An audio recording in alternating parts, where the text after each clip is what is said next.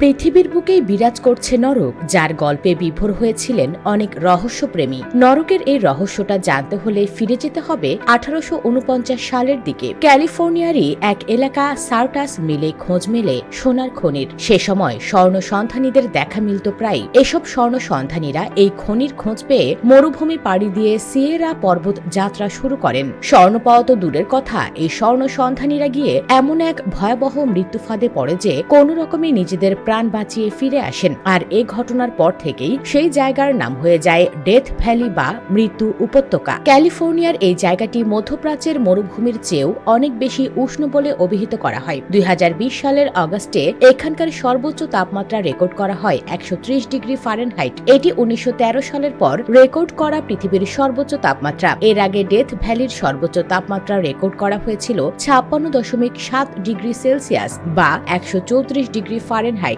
যা পৃথিবীর সর্বোচ্চ তাপমাত্রা হিসেবে গিনেস বুকে রেকর্ড করা হয়েছে। বিজ্ঞানীদের মতে এক সময় সমুদ্রপৃষ্ঠ থেকে প্রায় 282 ফুট নিচে অবস্থানরত এই উপত্যকাটিতে বৃষ্টি হয় মাত্র 5 সেন্টিমিটারের মতো। এই প্রতিকূল পরিবেশে দিনের খরতাপে গাছপালা বেঁচে থাকা তো দূরের কথা, কোনো প্রাণীর দিনের বেলা টিকে থাকা দুষ্কর। তবে লিজার্ড নামক এক প্রকার গিরগিটি দেখা যায়। মূলত দিনের বেলা 134 ফারেনহাইট তাপমাত্রা সহ্য করা যে কোনো প্রাণীর পক্ষে প্রায় অসম্ভব। ডেথ ভ্যালির অন্যতম বিষয় হল স্লাইডিং স্টোন, বাংলায় যাকে বলা হয় চলমান পাথর। পাথরের অবস্থানের পেছনে রেখে যাওয়া ছাপ দেখে তাদের স্থান পরিবর্তন হওয়াটা নিশ্চিত হওয়া যায়। এগুলোর মধ্যে কয়েকশো পাউন্ড ওজনের পাথরও রয়েছে। অনেকেই বলেন যে তীব্র বাতাস, কাদামাটি, বরফ, তাপমাত্রার তারতম্যের কারণে পাথরগুলো স্থান পরিবর্তন করে। কিন্তু পরবর্তীতে দেখা যায় যে এসব পাথর কখনোই সরল পথে গমন করে না, বরং কিছু সরল পথে চলে, বাকিটুকু চলে বাঁকানো পথে। ডেথ ভ্যালির তাপমাত্রা খুবই বিপজ্জনক পর্যায়ের, ফলে সেখানে ভ্রমণ করতে পারবেন না এমন কিন্তু নয়। রহস্যে ঘেরা ডেথ ভ্যালির ভয়ঙ্কর সৌন্দর্য দেখতে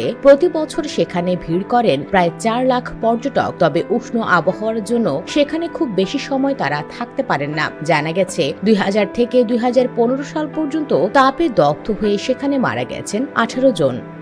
ইউএস বেঙ্গল ডেস্ক।